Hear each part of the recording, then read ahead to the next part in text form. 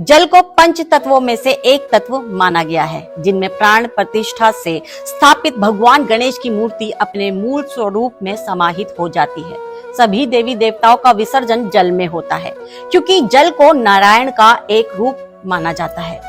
भगवान कृष्ण ने गीता में कहा है कि देवी देवताओं की सभी मूर्तियों और सभी प्राणियों में वह स्वयं ही हैं और अंत में सभी को उनमें ही मिलना है। इसलिए जल में मूर्ति विसर्जन को परमात्मा के मूल स्वरूप से मिल जाने और परमात्मा के एकाकार होने का प्रतीक भी माना गया है। जल का संबंध ज्ञान बुद्धि से भी माना जाता है, जिनके कारक स्वयं गणेश भगवान है।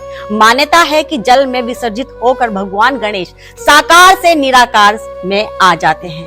एक अन्य मान्यता के अनुसार गणेश जी ने ही महाभारत ग्रंथ को लिखा था। महर्षि वेद व्यास जी ने भगवान गणेश को लगातार 10 दिनों तक महाभारत की कथा सुनाई और गणेश जी ने 10 दिनों तक इस कथा को हूबहू लिखा। 10 दिनों के बाद वेद व्यास जी ने जब श्री गणेश जी को छुआ तो देखा कि उनका शरीर का तापमान बहुत बढ़ चुका था।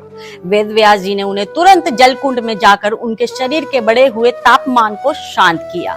तभी से मान्यता है कि गणेश जी को शीतल करने के लिए उनका विसर्जन किया जाता है। विसर्जन एक सीख भी है, जिससे मनुष्य समझ ले कि संसार एक चक्र के रूप में चलता है। भूमि पर जिसमें भी प्राण है वह प्राणी अपने वास्तविक स्थान को लौटकर जाएगा और फिर समय आने पर पृथ्वी पर लौट आएगा। विसर्जन का अर्थ है मोह से मुक्ति। आपके अंदर जो मोह है उसे विसर्जित कर दीजिए। आप बप्पा की मूर्ति को बहुत प्रेम से घर में लाते हैं, उनकी छवि से मोहित होते हैं, लेकिन एक दिन उन्हें जाना होता है। इसलिए मोह को उनके साथ विदा कर दीजिए और प्रार्थना कीजिए कि बप्पा फिर लौट कर आए। इसलिए कहते हैं गणपति बप्पा मोरिया, अगले बरस तू जल्दी आना।